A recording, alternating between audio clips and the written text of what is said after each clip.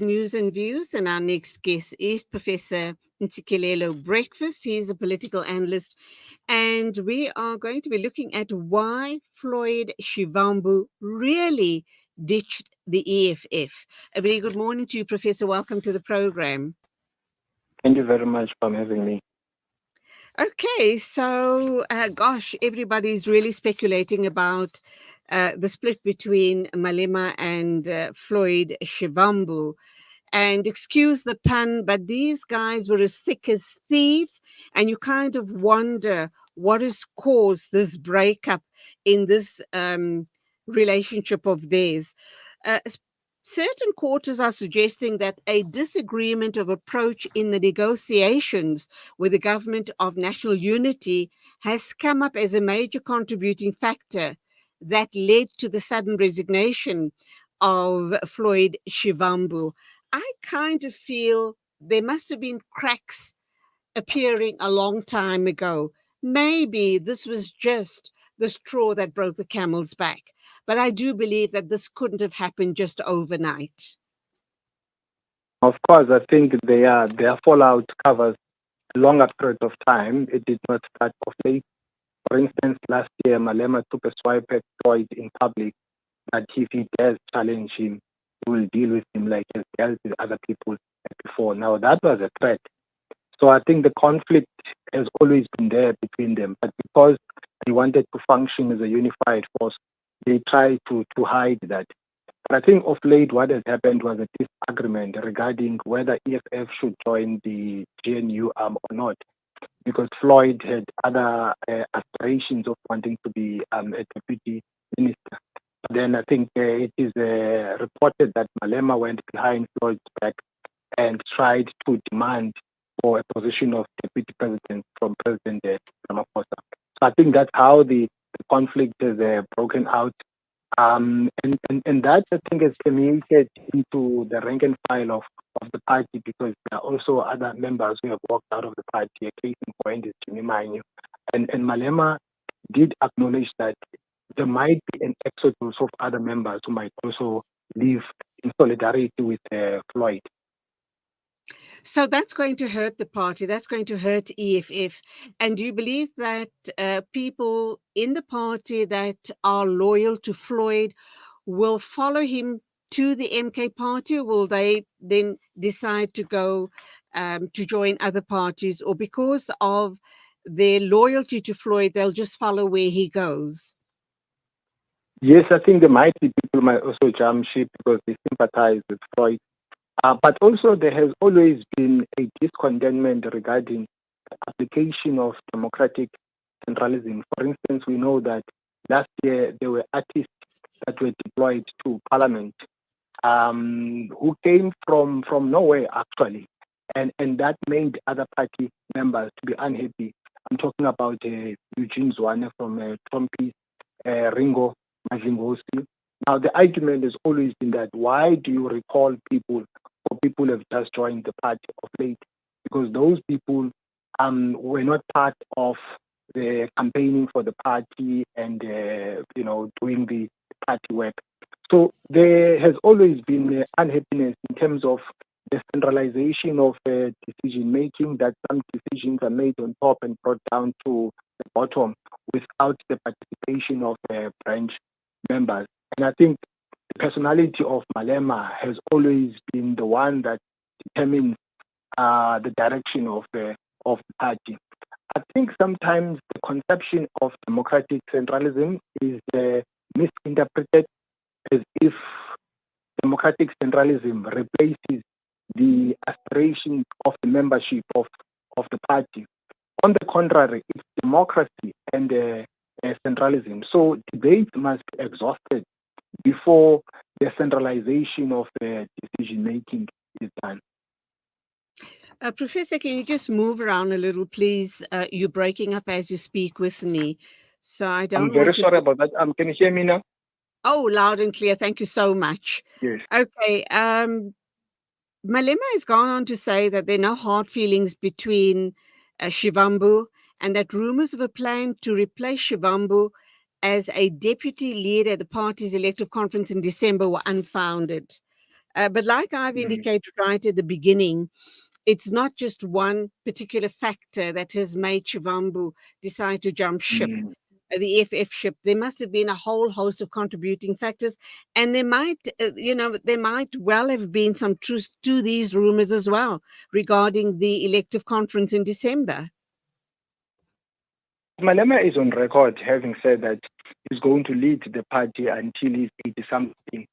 So I'm sure that must not have set well with Floyd Shivambu, who's also having aspirations of leading the party, because he has been approached by some of the party members who are unhappy about the electoral performance of the party. I mean, it's an open secret that the party has had a slippery slope. The party was in Mm. number 3, but now the party is sitting at number 4 in terms of the list of top political parties in the country.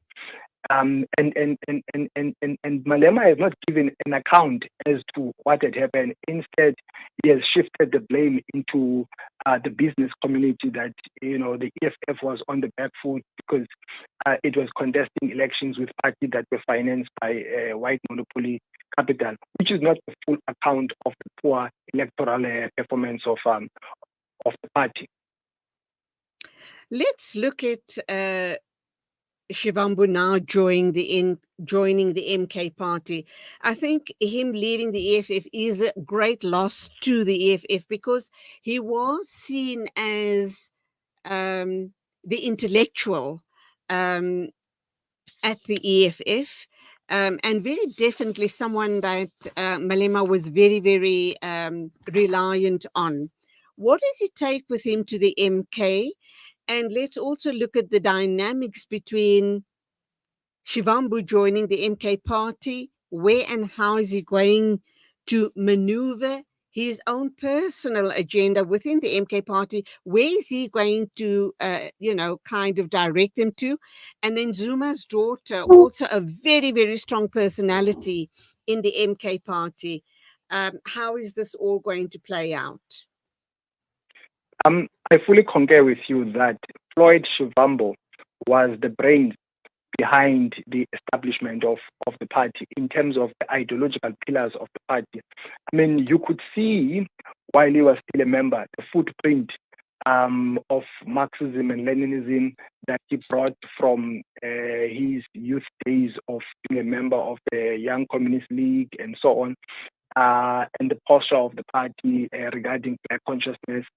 And I think it's one of the things that he was recruited for by Umkhonto weSizwe, because as things stand, Umkhonto weSizwe doesn't have a constitution, so you don't know what the party stands for. So I think they have roped him in to shape the ideological direction of the party, as a person who's got a background of political science, who can contribute to the ideological outlook of the party. But I think also the partnership between Jacob Zuma and EFF has been a project gone wrong. Why do I say that? Because what brought them together was their hatred towards President Ramaphosa. Mm. And we saw now MK dangling a carrot. Obviously, I mean, that must have happened. Dangling a carrot in front of Floyd, promising him that he's going to play a role in MK. You are raising a very interesting point about the aspirations or the ambitions of the daughter of Jacob Zuma. He has also been accused of purging people who are holding divergent opinions. So it's not going to be easy for Floyd to ascend into the throne. I don't think that will happen without having a challenge from the daughter, who actually sees herself as a person who can replace her father. Having said all of that, and I'm sure Floyd is very aware of that dynamic as well, maybe he's just biding his time. Let's assume that the MK didn't dangle a carrot in front of Floyd Shivambu. Do you think he would have? Do you think he would have found a home in any other political party? Or do you think that he's way too leftist in his politics to have even thought of joining anyone else other than the MK party? I think he had limited options.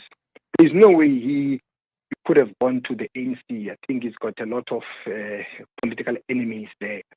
So because of his left-leaning posture, I think, yes, he's leftist in his outlook, but at the same time, it's not quite clear what Umkhonto Wesizwe stand for. It's not quite clear. Yes, they talk about the return of the stolen land, putting black people in the commanding heights of the economy, but that is not socialism. But I think with the contribution of Floyd, we might see now a specific outlook of the party. I can bet my bottom dollar it will be a leftist orientated kind of approach. Okay, let's wrap up now, and really very interesting times ahead politically. What do you suppose the situation is going to be of the EFF now that Floyd has moved on? My thinking is that he's leaving the EFF is and will be weakening that party somewhat. No, I agree with you that the party has been weakened. It has been dealt with a blow in a, and I don't agree with this argument that no, there's a grand strategy, to subsume the EFF into Umkhonto Wesizwe. I mean, you could see Malema when he held a press conference that he was in pain. He was looking like someone with a broken heart. So there is no way, he would do that because he takes pride in the existence of the party as his brainchild.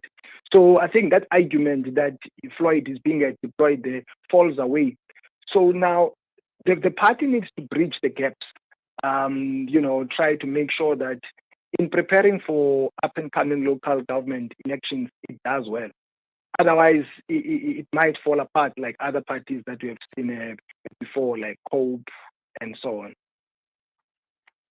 Professor Breakfast, thank you indeed for your insights on this matter. And like I've indicated just now, very, very interesting times ahead.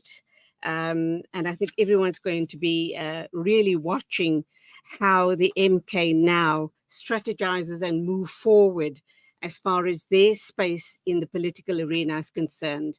You go well. Thank you once again, and God bless. Thank you very much. 9:33 news and views on Salam Media, and now I'm going to be talking to one of my favorite people. That is Maria Mukwanda, a producer here at Salam Media, and she's going to share some interesting thoughts with us regarding the guests here on Salam Media during Women's Month.